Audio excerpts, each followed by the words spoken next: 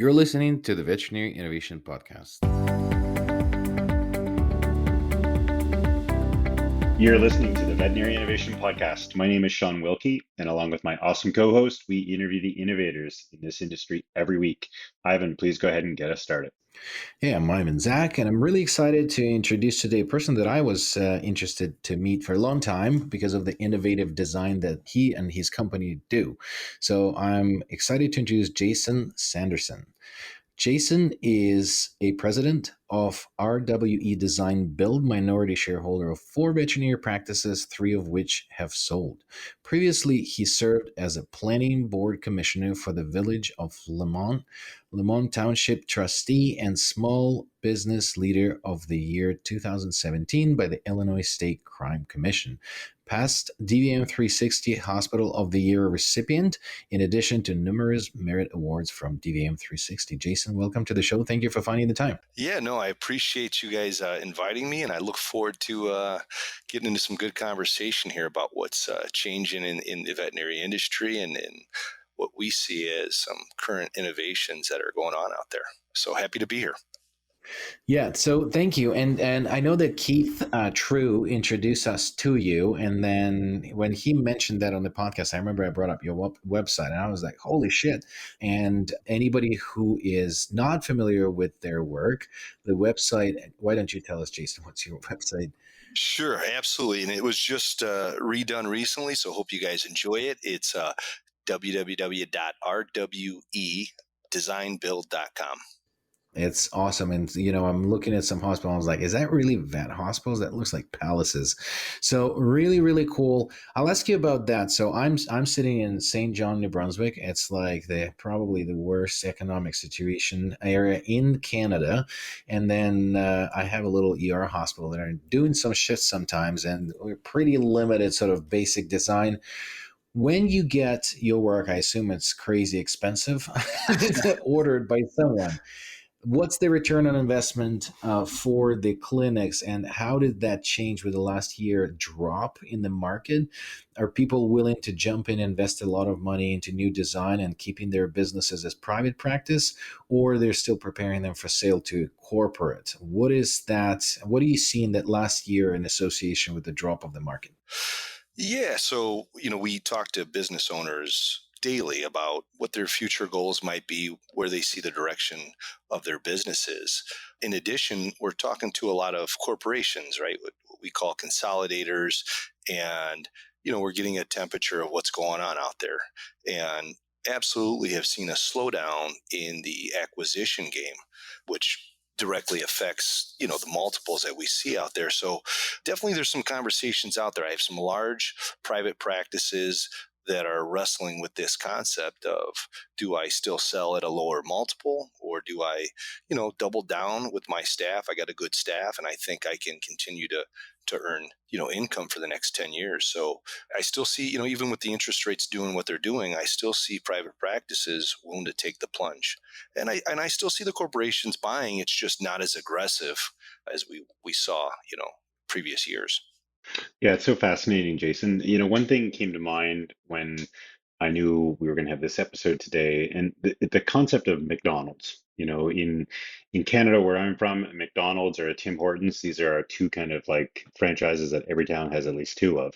They do a refresh cycle on their Yeah. restaurants every probably 5 to 10 years, and they Yeah. keep it interesting and exciting. And what role, if any, does your company have in keeping hospitals refreshed or redone? And is there an ROI on that type of investment that you can kind of explain or kind of illustrate to our audience? Yeah, and a couple things. We absolutely see about every 7 years you got to freshen up that lobby, right? Whether it's paint, flooring, something needs to be done just to keep especially on the veterinary side, they take a little more abuse than a regular medical facility. We work closely with a couple accounting firms, one in Chicago and then one down in Indianapolis. And for years we would say, listen, if you guys remodel your facility, whether it's an addition or a facelift. Harder to get the ROI just off of interior where people can't see it, because we're really looking for driving new business, new clients. So if we can do something to the outside, whether it's an addition or a facelift, in that first year, we were seeing 20 to 30% growth on that top line. Right. So, we'll talk a little later about some of the books that I believe in, maybe, but, I think it's when clients see you putting money into your facility, I feel like it says a message like, hey, we're reinvesting in the place that you're coming to visit. And I think clients are attracted to that. So I think the mindset of the staff goes up when they see you investing in the place they work with, the clients see it. And I think it just becomes like, it's just a multiply exponential, with the mindset, not only with the nicer facility and the ability to add more services if we're giving them more square footage. So refresh may be a little different, but I still think clients get attracted to it, right? And word spreads. There's like the word on the street starts to go, and I think you gain clients from it.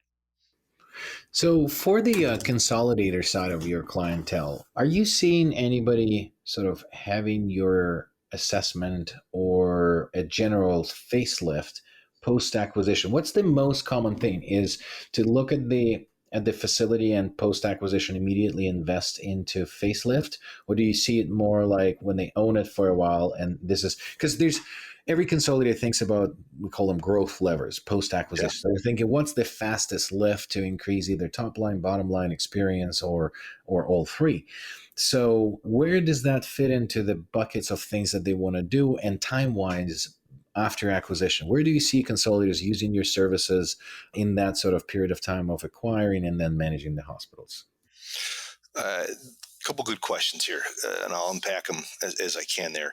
The timing of it, they move slower, meaning they want to develop capital expenditure budgets, they want to approve them, and then they want to go out and budget them.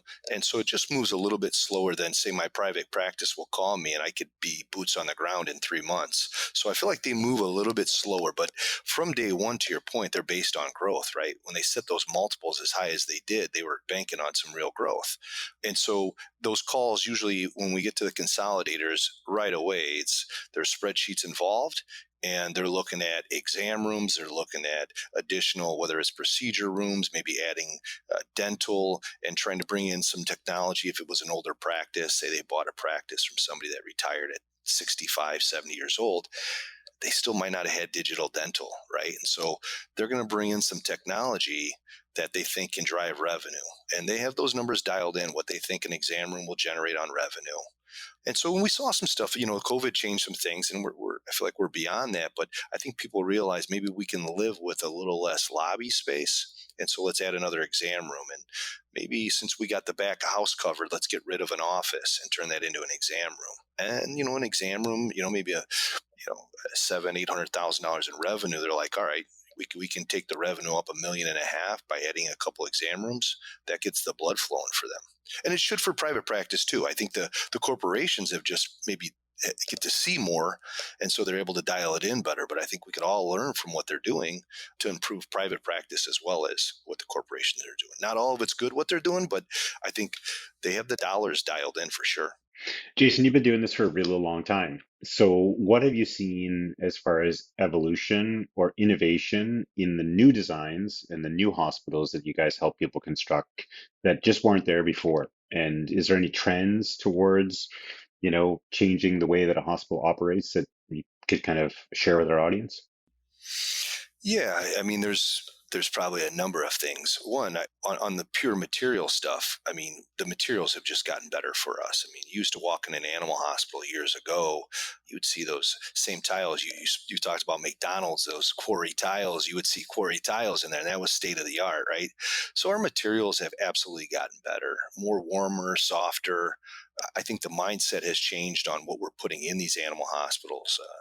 Computers, checking out in the exam rooms. When I got into that wasn't a thing. So just like every industry out there now, I feel like we're going after more technology. What can we do to be more efficient? I have some people working on kiosks, check in, check out. Again, you look at these leading industries like, food service, and it's like, how can we you get self checkout at Walmart, right? And you're trying to figure out how do you start to mirror these huge corporations that are gaining the efficiency, and the consumers are taken to it. I go into a grocery store now. I go to self checkout. I think I can check myself out faster than anybody else in that store, right? So I think you're seeing doctors and staff try to start to move forward. I think we've learned too, trying to get the back of house out of the hospital. I think there's some benefit there. The cost to build an animal hospital or a facility like these that we're building now, $450 a square foot for out of the ground. That's an expensive building. So try not to take that building up with office space. Try to make that all medical space. And so you're trying to squeeze every dollar out of the square foot on the return. And so I think I'm seeing more people start to realize that and start to say, all right, we're spending a lot of money here. How do we get the most out of it? And then you start, when I got into the industry, it's 2007. So it wasn't full digital x-ray. We were still doing processors. And man, I haven't done a processor in probably 15 years, right? It was like, and now, we got the same dental x-ray machines that you see in human, right? I mean, they're the same technology. We're doing MRI, CTs. It's just, and we're seeing these portable CT machines that go through a door, right? And so the manufacturers are trying to get them so we can retrofit them into a hospital.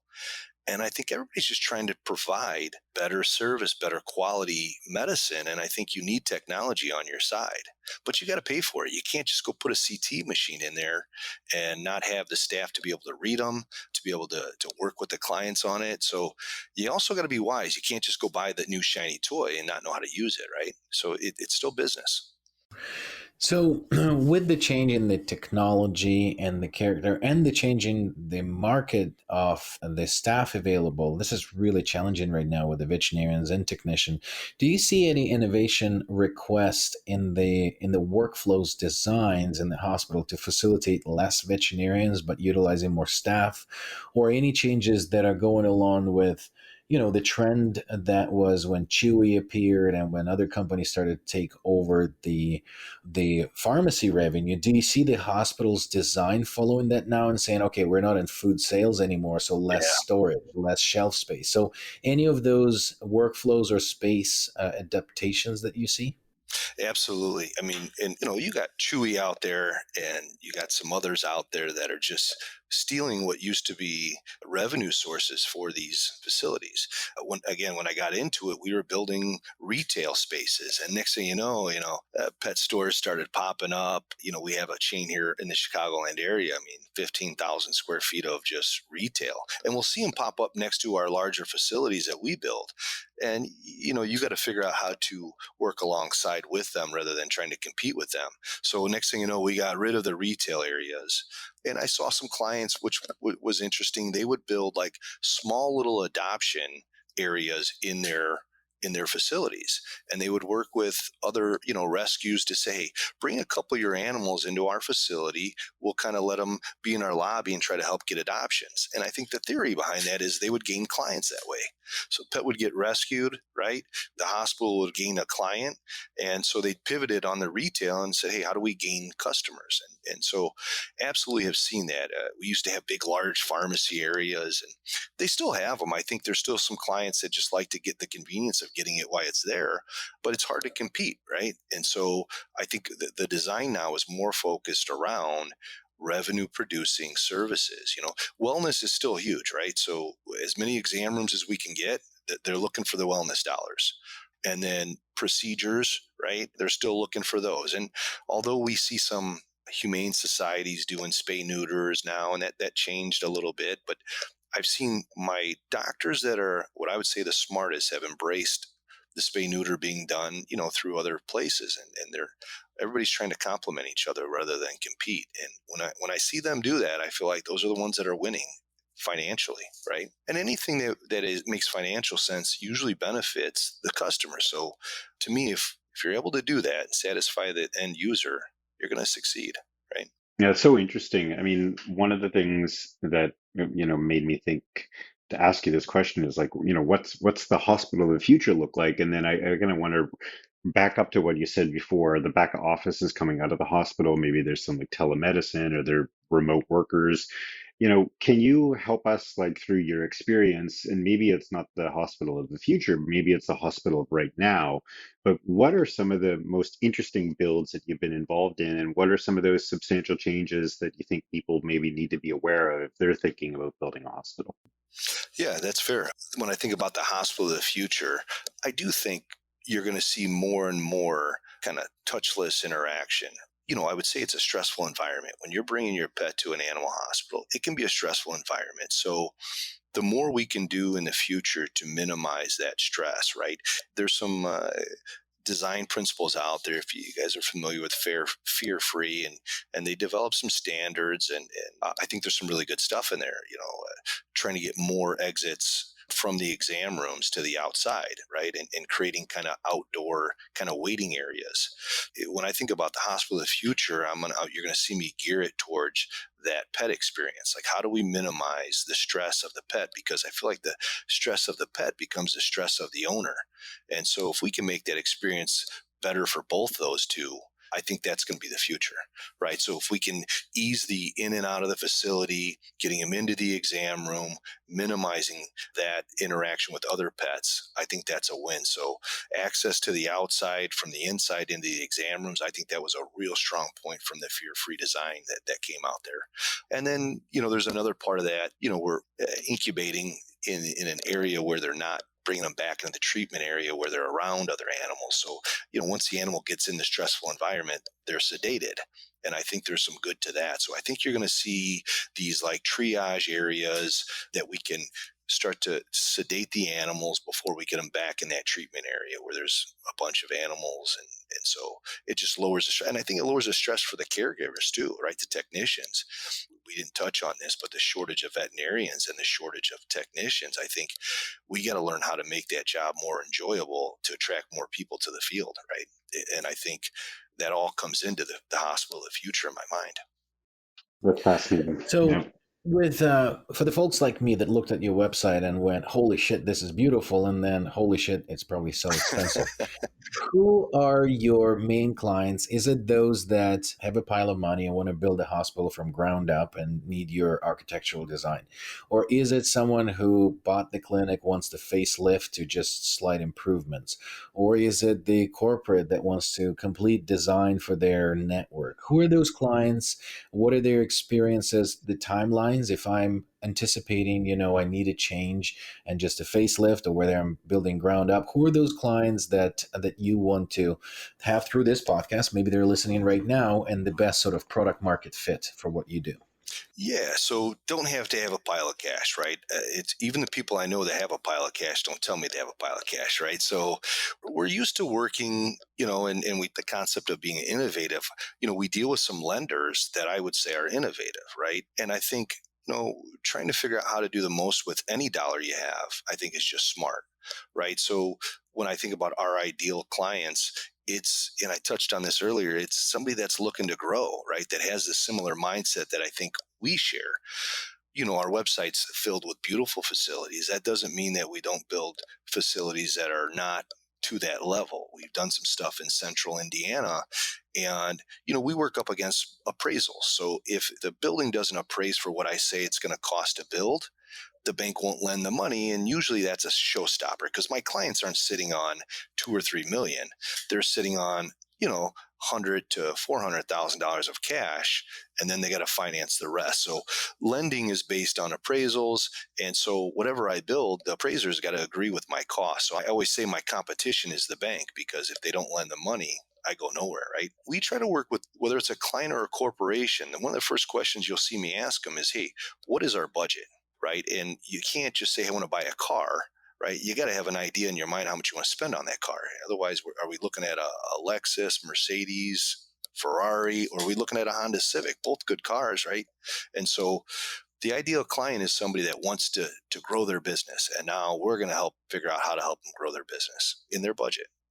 So, Jason, super fascinating. This happens every single week. We run out of time.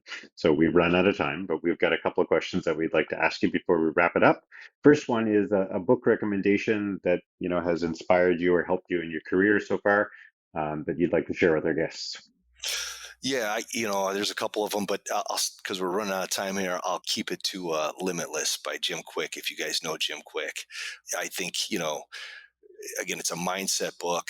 I like a little bit of self help mixed with a little bit of business. And I feel like he does a great job in that book. But I think, in business and when I think about being an innovator, I think you got to believe in yourself and you got to find ways to get better. And whether that's reading or podcast, whatever it is, I think sharpening the saw, an old Jim Collins special there, I think is important.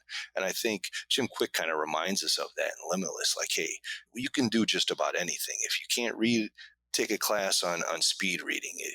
Here's some tips on how to visualize so you can remember names and things. And I think these little tips, if you keep doing them, I think I truly believe it does gives you the chance to become limitless. So I'm a big fan of that book, and it's a more current book, but I think it does a great job at kind of just reminding you, hey, anything's possible.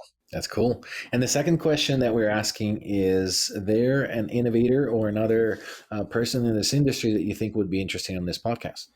I know Dr. True did this, and I think he's great, and I think he's onto some good stuff. I would recommend Dr. Dan Markwalder. I've watched him. I met him in 2012, and he's one that's out there changing the industry as well, right? Practitioner, formed a small group, sold to MVP, and he's a little bit of everywhere in the industry. And I think you and your subscribers here would benefit from hearing him see what he sees going on, and you start asking him about the future of the industry. I think you're going to get some really good stuff. Thank you so much for listening to the Veterinary Innovation Podcast. If you want to hear about our new episodes, please follow us on any social media channel. Also, you can check out our website at veterinaryinnovationpodcast.com. See you next week.